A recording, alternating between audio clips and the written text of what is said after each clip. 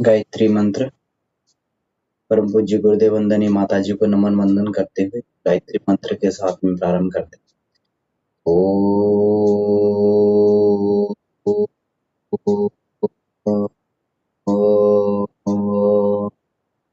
भूर्भुवः स्वः तत्सवितुर्वरेण्यं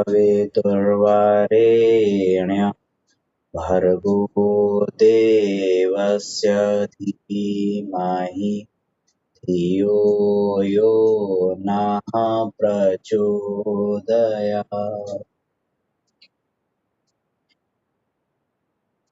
आप सभी को नववर्ष की हार्दिक शुभकामनाएं।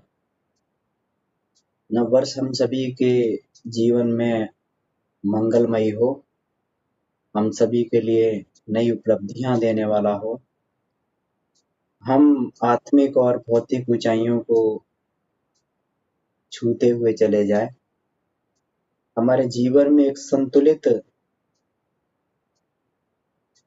अभिवृद्धि होती हुई चली जाए, ऐसी भावना करते हुए आप सभी को जो है ढेर सारी शुभकामनाएं। पिछले सेशन में हम लोगों ने ये चर्चा की थी कि गायत्री के द्वारा संध्या वंदन करने का क्या महत्व है।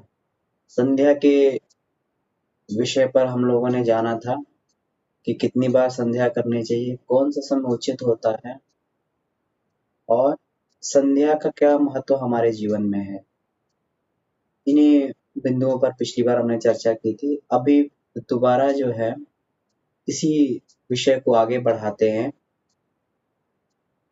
इसमें संध्या वंदन के समय में युग ऋषि ने गायत्री महाविज्ञान में संध्या वंदन करने से पहले 5 पंचकर्म रखे हैं। 5 कर्म हैं जो हमें संध्या से पहले करने होते हैं। जिस प्रकार हम लोग कोई भी अभ्यास करते हैं तो उससे पहले आसन इत्यादि से पहले हम लोग पहले वार्म अप करते हैं ताकि शरीर को उसके लिए तैयार किया जाए। इसी प्रकार संध्या वंदन के लिए शरीर को तैयार करने के लिए हम लोग अपने आप को तैयार करने के लिए हम लोग हमारी आत्मिक स्थिति, शारीरिक स्थिति, हमारी मानसिक स्थिति संध्या के लिए उपयुक्त हो सके, इसके लिए जो है हम लोग ये 5 कर्म इसको करते हैं। परम पूज्य गुरुदेव ने अभी जो अपन जो है संध्या वंदन से पहले षटकर्म करते हैं, तो पहले जो गायत्री में महाविज्ञान में था, गुरुदेव ने 5 इसमें जो है ये कार्य बताए और ये थोड़ी सी इसमें अभी जो है इसमें संशोधन कर दिया गया है। लेकिन अगर हम चाहें तो इनको अभी भी जो है अपनी संध्या में हम लोग इनको प्रयोग कर सकते हैं। इसी के द्वारा हम अपनी ब्रह्म संध्या कर सकते हैं।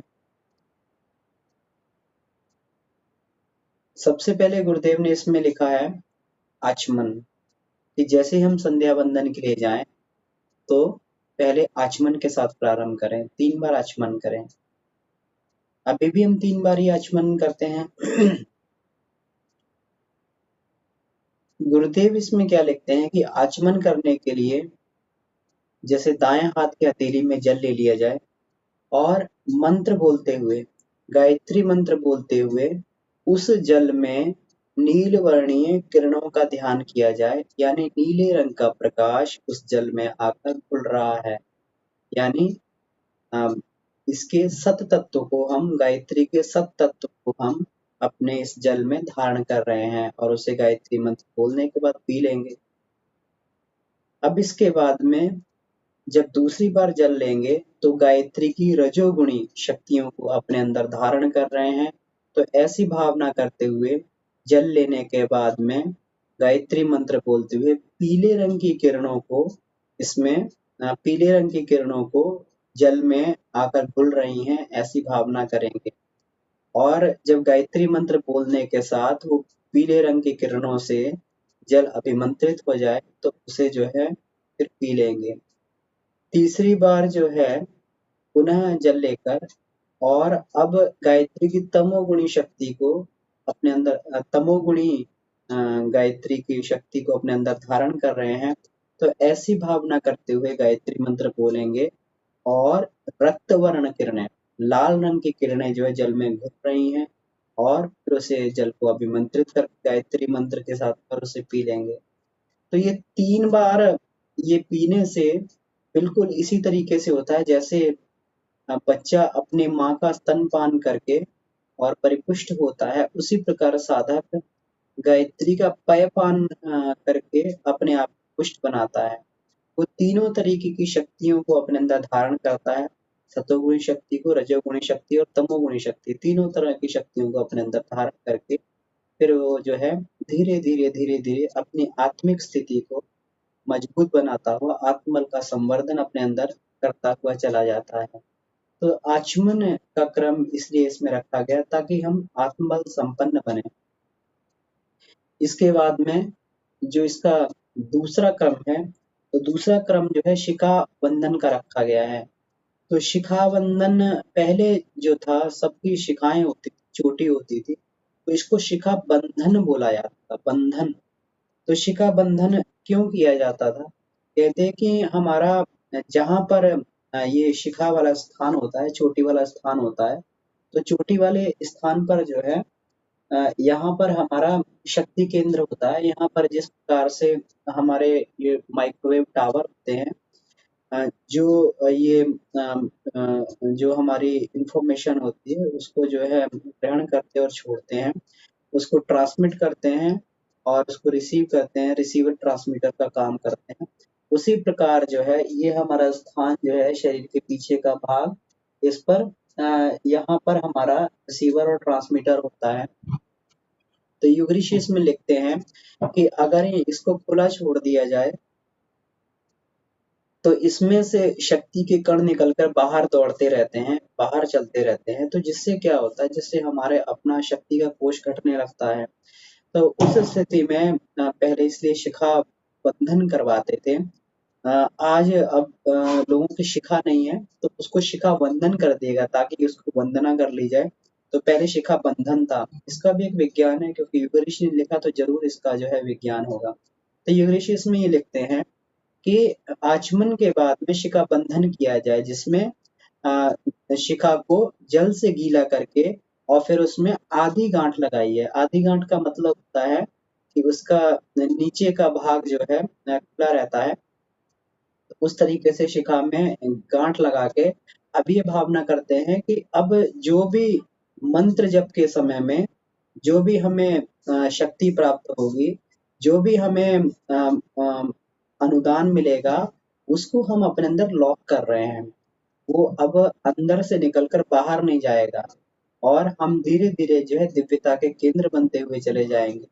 तो ऐसी भावना करते हुए ये जो है शिखा में गांठ लगाई जाती है ताकि हमारे अंदर से संकल्प, विकल्प, विचारणा इत्यादि के रूप में जो है परमाणु हर घड़ी बाहर निकल कर ना जा पाए और ये अंदर ही बिल्कुल जैसे हम खींच लें और अंदर ही जो है ये संयमित होकर अंदर ही बने रहें और हमारा शक्ति का कोष बढ़ता रहे। तो ये उद्देश्य होता है शिखा बंधन का जिसे हम लोग पहले इसमें गुरुदेव ने शिखा बंधन ही पुराने कर्म कांड में शिखा बंधन ही इसको लिखते थे। आज भी इस किया जा सकता है। इसका एक विज्ञान है। गुरुदेव ने गायत्री साधना की वैज्ञानिक पृष्ठभूमि में शिखा का बहुत बड़ा उसमें टॉपिक लिखा है। पूरा उसका विज्ञान के बारे में समझाया है कि शिखा का विज्ञान क्यों था। उसमें गुरुदेव ने ये उदाहरण भी दिया है कि सिख लोग जो है जो केश धारण करते हैं, तो हम कभी देखेंगे कि जो सिख लोग होते हैं, एक तो उनमें अंदर सुंदर होते हैं। उनके चेहरे पे जो है अलग सा ही तेज होता है और दूसरा क्या होता है, वो सभी लोग जो है बड़े ही बुद्धिमान होते हैं। तो इसमें गुरुदेव यही बताते हैं कि इसका जो है सबसे बड़ा कारण ये है कि वो सिरों पर जो है केश धारण करते हैं। तो केश धारण करने की वजह से और उसको केश को बांध के रखते हैं जिससे उनका जो है शक्ति पुंज उनका उन्हें अंदर बना रहता है जो ओज और तेज के रूप में उनके चेहरे पर दिखाई देता है, मन मस्तिष्क दिखाई देता है। गुरुदेव ने इसमें कहा कि जो गायत्री की वैज्ञानिक पृष्ठभूमि वांग्मय में फिर वो लिखते हैं कि इसीलिए हमारे हिंदू पद्धति में भी जो है, सनातन संस्कृति में भी गोखुर जैसे बोलते हैं, गोखुर जो है इतना बड़ा करीब-करीब जो ये होता है इसका, तो गोखुर जितनी शिखा जो है, इतना बड़े जो हमारा ये मूल भाग होता है सिर का, तो इसको बचा के रखने, संयमित रखने के लिए इसमें बात कही गई थी, ताकि इसमें इसीलिए इतने भाग पर केश रखे जाते थे, ताकि जो है ये डायरेक्ट जो है इसमें इस पर किसी प्रकार का डायरेक्ट जो है किसी प्रकार का इस पर चारों का किसी प्रकार के इस पर चीज का प्रहार ना हो, और उसे शिखा को बांध के रखा जाता था। तो ये जो हमारी प्राचीन पद्धति थी, तो आज भी इस विज्ञान को हम लोग पढ़ सकते हैं, पढ़ के समझ सकते हैं। इसके बाद में तीसरा हमारा जो है कर्म जो है इसमें प्राणायाम का आता है। तो प्राणायाम का अर्थ होता है अपने अपने इस छोटे से प्राण को विश्वव्यापी प्राण के साथ में जोड़ देना। ये संसार में जिस प्रकार से ऑक्सीजन वायु में घुली हुई है, उस प्रकार से प्राण का भी प्रचुर प्रचुर जो है ये समुद्र, प्रचुर समुद्र जो है ये पूरे का पूरा विश्व ब्रह्मांड में घुला हुआ है। तो ये जिस प्रकार से हम लोग जो है सांस के द्वारा ऑक्सीजन को ग्रहण करते हैं, उसी प्रकार से हम लोग जो है ये प्राण तत्व को भी अपने अंदर ग्रहण करते हैं। प्राण तत्व को अर्ध चैतन्य तत्व माना जाता है। ये प्राण जो है ये प्र और अन धातु में प्र प्रत्यय लग के ये हमारा जो प्राण बनता है। तो अन्न धातु का मतलब होता है जीवनी शक्ति। तो अगर हम जीवित हैं, अगर हमारे अंदर जीवन है, तो केवल और केवल प्राण की वजह से ही है। ये प्राण जो अर्ध चैतन्य तत्व गुरुदेव ने बोला, अर्ध चैतन्य क्यों है? ये अर्ध चैतन्य इसलिए है क्योंकि अगर हम देखें तो जो क्वांटम पार्टिकल है, तो क्वांटम पार्टिकल को भी जो है ये बताया गया है कि ये कभी-कभी वेव की फॉर्म में और कभी सॉलिड बन जाता है। तो इसी को प्राण ही वास्तव में क्या है? प्राण ही वास्तव में क्वांटम पार्टिकल है कि जो वेव की फॉर्म में भी होता है, ऊर्जा की फॉर्म में भी होता है, चेतना के रूप में भी होता है, और जो सॉलिड के रूप में यानी जड़ के रूप में भी होता है। ये दोनों रूप में होने के कारण ही ये जड़ शरीर को चैतन्य आत्मा से जोड़ता है। जड़ शरीर को चैतन्य आत्मा से जोड़ता है, और जैसे ही ये प्राण का आवागमन शरीर में बंद हो जाता है, तो जड़ अलग हो जाता है और चैतन्य अलग हो जाता है, आत्मा शरीर को छोड़कर चली जाती है, तो ये शरीर जो निर्जीव पड़ा रहता है। सामान्य अवस्था में हमारे नासिका से हम उतना ही प्राण तत्व अपने अंदर खींच पाते हैं जितना हमें जो है सामान्य कार्य में इसकी आवश्यकता होती है। लेकिन अगर हमें कोई बड़ा कार्य करना है, हमें अधिक आत्मबल का संवर्धन करना है, तो उस स्थिति में जो है प्राणायाम किया जाता है। विश्वव्यापी प्राण को जो है अपने अंदर संकल्प से खींचकर उसको धारण करते हैं। प्राणायाम में ये खासियत होती है कि जब प्राण को अपने अंदर खींचते हैं, तो बिल्कुल इसी तरीके से वो कार्य करता है, उसको अंदर खींचकर स्थापित किया जाता है। बिल्कुल इसी तरीके से जिस प्रकार से हम लोग जब गाड़ी की टायर में हवा भरते हैं, तो उसका जो वाल्व होता है, वो हवा को अंदर तो जाने देता है, लेकिन हवा को बाहर नहीं आने देता है। तो यही प्राणायाम का इसमें भावना होती है कि जब हम लंबी गहरी सांस लेते हैं, तो लंबी गहरी सांस के साथ में हम लोग सविता के तेज को, प्राण बल को अपने अंदर खींच रहे हैं, ऐसी भावना करते हैं। कुछ देर तक उसको रोके भावना करते हैं कि हमारा रोम रोम उस प्राण तत्व को सोख रहा है। सांस छोड़ते समय भाव करते हैं कि अंदर से कषाय कल्मश जलकर, हमारे दोष गुण जलकर, हमारे पाप जलकर नष्ट होकर बाहर जा रहे हैं, और फिर बिना सांस के जो है बाहरी कुंभक में रहा जाता है कि जो भी हमने जो ईश्वर के दिव्यत्व को हमने अपने अंदर धारण किया, तो हमारा रोम रोम उसको सोख रहा है, दिव्य हो रहे हैं। तो ये 4 भागों में जो प्राणायाम जो हमारा प्राणायाम की क्रिया हम लोग संपन्न करते हैं, तो ये जो है प्राण बल का प्रचुर मात्रा में हमारे अंदर संवर्धन करता है। योग ऋषि में ने इसमें जो है गायत्री महाविज्ञान में बताया गया कि प्राण के समय में आप जो ये सावधानी बरतें कि प्राण को अंदर जाने की भावना तो करें, लेकिन प्राण को बाहर जाने की भावना ना करें। अगर बाहर जाने का संकल्प भी करेंगे, तो फिर प्राण जो है अंदर जाएगा और बाहर चला जाएगा, और वो अंदर संचित नहीं होगा, क्योंकि प्राण जो है संकल्प के आधार पर ही आगे बढ़ता है, और जैसा हमारा संकल्प होता है, उतना ही हमारा बढ़िया प्राणायाम बन जाता है। इसमें योग ऋषि कहते हैं कि प्राणायाम को हमें 4 भागों में विभक्त कर देना चाहिए, 4 भाग में प्राणायाम होता है। सबसे पहले जब हम लोग जो है ये सांस को अंदर खींचते हैं तो उसको पूरक बोला जाता है। जब सांस को अंदर रोकते हैं तो अंतः कुंभक बोलते हैं। सांस को अगर बाहर छोड़ते हैं तो उसे बाह्य सांस को बाहर छोड़ते हैं तो उसको रेचक कहा जाता है और बाहरी जब रोके रखते हैं तो उसे बाहरी कुंभक बोला जाता है। तो इसमें गुरुदेव कहते हैं कि 4 भागों में विभक्त करके और गायत्री मंत्र के जो है व्याहृति और 3 पदों के साथ इसको जोड़ देना चाहिए। ओम भूर्भुवः स्वः करते हुए जब सांस को खींचेंगे, इसका मतलब विश्वव्यापी चेतना को हम अपने अंदर, परमात्मा चेतना को हम अपने अंदर खींच रहे हैं। तत्सवितुर्वरेण्यम कहते हुए अपने अंदर ये भावना करेंगे कि हमारा रोम रोम उस आदि शक्ति से ओतप्रोत हो रहा है, हमारा रोम रोम उस प्राण तत्व को सोख रहा है और हम लोग जो है श्रेष्ठ तेजस्वी और प्राण से हम लोग लबालब भर रहे हैं। अब भर्गो देवस्य धीमहि करते हुए जब सांस को छोड़ेंगे तब हम लोग जो है ये भावना करेंगे कि हमारे अंदर से सभी दोष दुर्गुण पाप ताप जलकर नष्ट हो गए हैं और सांस के द्वारा जो है हम उसको बाहर छोड़ रहे हैं। अब इसके बाद में पुनः जब सांस को बाहर रोकते हैं तो ये भावना करते हैं कि जो इसमें कि आदि शक्ति वेद माता गायत्री जो है हमारे अंदर सद्बुद्धि को जागृत कर रही है। तो इस तरीके से हम लोग जो है 4 चरण में ये एक प्राणायाम को पूरा करते हैं। तो योग ऋषि ने इसमें बोला कि 5 प्राणायाम हमें इसमें संध्या के समय करने चाहिए। 5 प्राणायाम अर्थात हमारे पांचों प्राण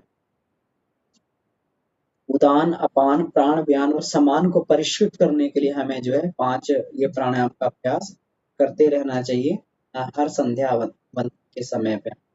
इसके बाद जो चौथा इसमें इसमें कार्य आता है ये 3 जो है 3 कृत्य जो हमने किए वो तो हम अभी भी षटकर्म में करते हैं। ये चौथा कृत्य जो अघमर्षण वाला कृत्य है, तो अघमर्षण वाले कृत्य को अभी षोडश संस्कार ये जो हमारा षटकर्म में नहीं है, लेकिन ये भी बड़ा ही महत्वपूर्ण क्रिया होती है अघमर्षण वाली क्रिया। तो अघमर्षण कहते हैं अघ का मर्षण मतलब हमारे पापों का संहार करने को अघमर्षण कहते हैं। तो अघमर्षण के लिए हमें क्या करना होता है कि हम जैसे ही अगर अघमर्षण के लिए हम क्या करेंगे कि एक नासिका से सांस खींच के दूसरी नासिका से हम छोड़ते हैं। तो उसमें जैसे हम लोग बाएं हाथ में दाएं हाथ की हथेली में जल ले लेते हैं और दाएं हाथ की हथेली में जल लेके और बाएं हाथ की अ, बाएं हाथ की उंगली से हम लोग अपनी बाई नॉस्ट्रिल को बंद कर लेते हैं। बाएं हाथ की उंगली से हम लोग अपनी बाई नॉस्ट्रिल को बंद कर लेते हैं और दाएं नासिका से हम लोग जो है सांस को अंदर खींचते हैं। तो इससे क्या होगा जैसे जल को हमने लिया अपने दाएं हाथ में और बाई नॉस्ट्रिल को हमने बंद कर लिया और जल को 6 अंगुल दूर इस तरीके से हम लोग जो है इस तरीके से रखते हैं। जब इसमें सांस को अंदर खींचेंगे तो ये भावना करेंगे कि ईश्वर की जो है दिव्य शक्ति जल के द्वारा हमारे अंदर प्रवेश कर रही सांस खींचते हुए। ईश्वर की दिव्य शक्ति को हम इस नॉस्ट्रिल द्वारा अंदर खींच रहे हैं। तो ऐसी भावना करेंगे और उसके बाद में जो है हम लोग जो है कुछ देर तक उसको अपने अंदर रोककर कुछ देर तक अपने अंदर रोककर अब दाहिनी नॉस्ट्रिल को अपने अंदर दाई नॉस्ट्रिल को बंद कर लेंगे। पहले बाई की थी, अब दाई नॉस्ट्रिल को बंद करते हुए और उसी जल में जो है अपनी सांस को छोड़ देंगे। ऐसी भावना करते हुए कि पाप जो है मृत होकर बिल्कुल लाश के ढेर बनकर जो है इस जल में घुल रहे हैं। जल में घुल रहे हैं और फिर जो है उस जल को बिना देखे जो है अपने दाईं ओर उसको पटक देंगे। तो इस तरीके से जो है ये क्या आते अघमर्षण का कृत्य हुआ। तो अभी हम लोगों ने दाईं नासिका से खींचकर बाईं नासिका से निकाला था। अब जो है पुनः इसी कृत्य को हम लोग जो है अम, अम, अम, बाईं नासिका से सांस खींचकर और दाईं नासिका से निकालते हैं, तो इसको अगमर्शन का कृत्य कहा जाता है। तो धीरे धीरे इसमें ये भावना की जाती है कि हमारे अंदर जो है पाप, बिल्कुल पापों के समूह बिल्कुल एकदम जलकर नष्ट हो गए हैं और नष्ट होकर जो है हमारे अंदर से बाहर जा रहे हैं, तो इसको अगमर्शन का कृत्य कहते हैं। अगमर्शन मतलब अग का मर्षण, हमारे अंदर से पापों का संहार। नेक्स्ट इसमें कृत्य आता है, वो जो है न्यास का कृत्य होता है। न्यास का अर्थ होता है धारण करना। तो हमारे अंग प्रत्यंगों में हम लोग जो है अपने दिव्यत्व को धारण करते हैं। इसमें अपने दिव्य शक्तियों को हम लोग धारण करते हैं। ये शरीर जो है, ये इसको कहा गया है कि इसमें जो है मल का भंडार है। नाक में देखो तो नाक में अलग मल है, मुख में अलग मल है। हर शरीर के हर एक अंग में जो है ये इसको मल की खान बोला गया है, मल का भंडार बोला गया है। तो इसमें कहा गया है शिवम भूत्वा शिवम यजेत, कि शिव बन के ही शिव की उपासना करें। देवम भूत्वा देवम यजेत, देव बन के ही देव की उपासना करें। इसलिए अपने अंग प्रत्यंगों में हम लोग जो है दिव्य शक्तियों को धारण करते हैं। वहां की मातृकाओं को, वहां के देवताओं को हम लोग जागृत करते हैं, ताकि हम बिल्कुल देव स्वरूप हो जाएं और देव की उपासना करने से पहले हम खुद देवता बन जाएं। तो जिस तरीके से हम लोग षटकर्म में, इसमें जो षटकर्म बताया गया, ओम भूर्भुवः स्वः करके मूर्धा यानी अपने सिर वाले भाग को स्पर्श करेंगे, और तत्सवितुः के साथ में इसमें ये कहा गया है कि ये जो है बाएं हाथ जल लेकर और अंगुष्ठ और ये अपनी अनामिका उंगली से जल जो है ये मूर्धा पर, ये प्रोसेस जो है जो गुरुदेव ने इसमें बताया है, ये आज के प्रोसेस से थोड़ा भिन्न है, लेकिन इसमें न्यास को उस समय इसी क्रिया के साथ में कर सकते थे, करते थे। तो उसमें जो है हमारी सुविधा अनुसार जो भी हमारा न्यास का हमें क्रिया जो हमें सहज लगती है, उस हिसाब से किया जा सकता है।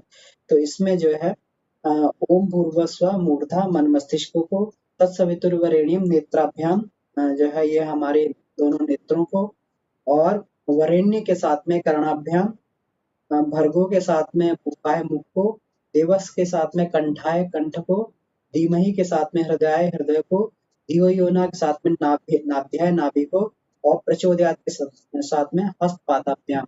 तो ये हाथों को और जो है हस्तपादाभ्याम अपनी जंघाओं इस तरीके से स्पर्श करते हैं। तो ये जो पहले का क्रिया थी। अब जो है जो हमारा ओम हम लोग बोलते हैं, ओम वांगमय आस्य अस्तु। वांगमय आस्य अस्तु का मतलब क्या हुआ कि हमारे अंदर वाक शक्ति पैदा हो। वाक का मतलब होता है सरस्वती, ताकि हम जो भी बोले, सरस्वती का मतलब मंगलकारी और कल्याणकारी, और जो है बिल्कुल एकदम रस से भरी हुई मधुर वाणी हम लोग जो है अंदर से निकाले, मतलब हमारी वाणी में वाक की प्रतिष्ठा हो। वांग्मय आस्य अस्तु, वाक की प्रतिष्ठा हमारे अंदर हो। ओम नसोर में प्राण वस्तु, नासिका में जो है प्राण की, क्योंकि नासिका के द्वारा ही श्वास को खींचते हैं और श्वास के द्वारा ही प्राण को अंदर धारण किया जाता है। तो नसोर में प्राण वस्तु का मतलब हुआ कि नासिका के द्वारा हम अपने सांस को अंदर खींचें, तो वो सांस के द्वारा हर सांस के साथ हमारा प्राण तत्व अंदर जाए, हमारी हर एक सांस प्राणायाम बन जाए। नसोर में प्राण वस्तु। अक्षरों में चक्षुरस्तु, अक्षरों में चक्षुरस्तु का मतलब हुआ आंखों में चक्षु जागृत हो। तो जब है जो हमारे शास्त्र में जो है चक्षु को बोला गया है कि विवेक चक्षु बोला गया है, ताकि संसार को हम लोग जो है आर पार देख सके। इस संसार को जो है बिल्कुल हम एब्सोल्यूट देख सकें, जैसे हम लोग जो है अभी हम लोग देखते हैं रिलेटिव ट्रुथ होता है, सापेक्ष सत्य होता है। देखिए संसार को बिल्कुल हम लोग जो है एब्सोल्यूट ट्रुथ के रूप में देख सकें, प्रज्ञा स्थिति में रहे हम लोग जो है, हम जो है इसमें स्थित प्रज्ञ की स्थिति में रहें, और हमेशा उस तरीके से देखें इस संसार को जिस प्रकार से कमल नयन भगवान देखते हैं। भगवान विष्णु को कमल नयन बोला जाता है। उनको इसीलिए पुंडरीकाक्ष बोला जाता है। कमल नयन का मतलब क्या हुआ कि जहां पे भी दृष्टि जाए वहां मंगलकारी ही मंगलकारी हो। कहीं पे भी हमारी दृष्टि में दोष होने की वजह से हम जो है संसार को अमंगल रूप में न देखें। कहीं पे भी हमारी दृष्टि पतित हो जाए तो नर नारी को जो है हम पतित दृष्टि से न देखें, तो कमल जो है कीचड़ में भी रहता है, लेकिन कभी भी जो कमल के पत्ते के ऊपर कीचड़ की बूंद भी आ जाए तो उसी प्रकार खिसक जाती है और उसको दूषित नहीं कर पाती। तो इसी तरीके से जो है हम लोग ये कमल नयन बंद कर रहे हैं। कर्णयोर में श्रोत्रमस्तु मतलब हमारे कानों में जो है श्रोत्रमस्तु, श्रोत्र की क्षमता पैदा हो, तो केवल जो है ये वैखरी वाणी ही नहीं, परा पश्यंती और मध्यमा को भी जो है हम कानों के माध्यम से सुन पाए, ऐसी जो है हमारे अंदर तो इसमें बाहुर में बलमस्तु, तो भुजाओं में हमारे बल हो और वो बल इस तरीके से ना हो कि हम जो है किसी को नुकसान पहुंचाए। बल जो है दूसरों को उठाने वाला हो, सेवा के लिए बल हमारे अंदर आए, तो इसलिए बाहुर में बलमस्तु करते हैं। उर्मोर में ओजोस्तु, हमारे जो है हमारे पैर जो है, हमारी जंघाएं जो हैं, ये क्या हो, ओजमयी हो और सेवा कार्य के लिए हम लोग जो हमेशा आगे बढ़ते रहे, हमेशा सेवा कार्य के लिए चलते रहे और कभी भी थके ना। अरिष्टानि मेंगानि तनुस्तनवा में सह संतु, तो हमारा जो है ये सारे के सारे अंग प्रत्यंग जो हैं, ये पूरा हमारा शरीर जो है भगवान का मंदिर बन जाए और सारे शरीरों से जो है हम देवता बन के जो है इस संसार में बिल्कुल दिव्यता के आचरण को ग्रहण करें। तो इस भावना से हम लोग जो है ये करते हैं।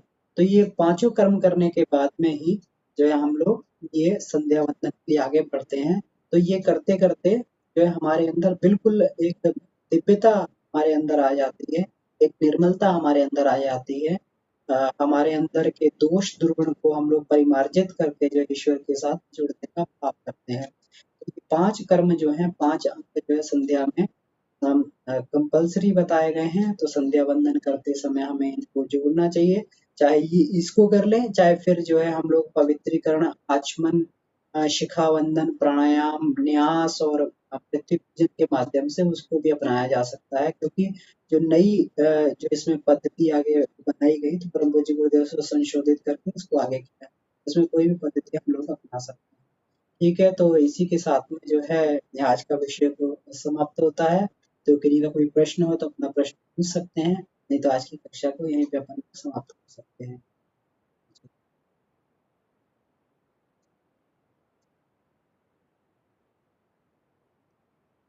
ठीक है, तो अगर किसी का कोई प्रश्न नहीं है तो आप सभी लोगों को बहुत बहुत धन्यवाद।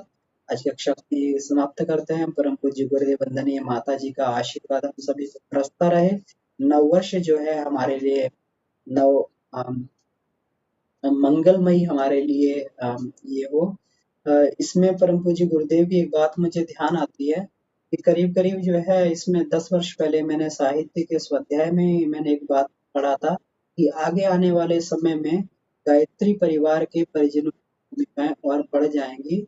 आपदाएँ जो है इसमें आगे बढ़ती चली जाएँगी संसार में और गायत्री परिवार के परिजनों को, प्रज्ञा परिजनों को अपनी विशेष भूमिका निभानी होगी। तो उस समय समझ में नहीं आता था कि ये गुरुदेव किस परिप्रेक्ष्य में कह रहे हैं, लेकिन आज बिल्कुल एकदम ये एकदम स्पष्ट हो गया है कि किस प्रकार से गायत्री परिजनों की, प्रज्ञा परिजनों की भूमिका जो है संसार के लिए बनती है कि हमें अपने आप को तो स्वस्थ रखना ही है और दूसरों को भी जो है हमें शरीर रूप से, मानसिक रूप से और जो है आत्मिक रूप से हमें जो है स्वस्थ बनाते हुए चलना है। अपना स्वाध्याय, सत्संग, अपना मनन, चिंतन, उपासना, जप और जो है ये आसन प्राणायाम के माध्यम से हमें अपने को और औरों को भी जो है हमें ये दिव्य प्रसाद औरों को भी बांटते जाना है। इसी भूमिका को हम लोग जो है निभाते हुए चले जाएं। परम पूज्य गुरुदेव वंदनीय माता जी हमें आशीर्वाद दें। इसी के साथ में आइए सभी को प्रणाम करते हुए, सभी का धन्यवाद करते हुए इस क्लास में यहीं पर विराम देते हैं। ओ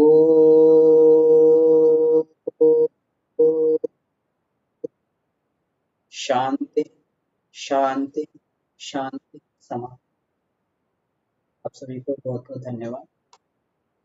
धन्यवाद रमन जी, प्रणाम। जी बाबू जी, बहुत बहुत धन्यवाद आपको। धन्यवाद,